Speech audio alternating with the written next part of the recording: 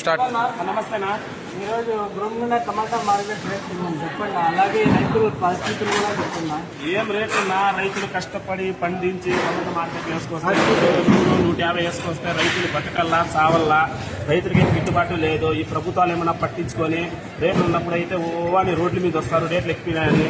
రేట్లు లేనప్పుడు ఎవరు పట్టించుకోవడం లేదు. ఈ గవర్నమెంట్ ఏమైనా పట్టించుకొని పాపం రైతులకి ఏమైనా గిట్టుబాటు ధర ఎట్లుందో చూస్తే కదా.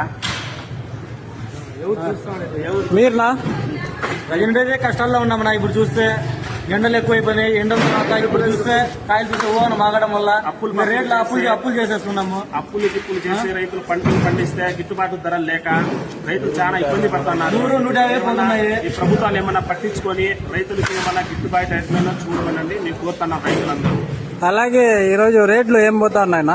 రేట్లు ఏమని 100-50 పోతున్నాయినా? అట్లా పోతున్నాయి. క్వాలిటీ కాయలు ఉండే కాయలే 100-150 వాననగా ఎండనగా పండించుకొని వస్తే ఇట్లా చూస్తే మార్కెట్ రేట్లు ఇలా పోతున్నాయి.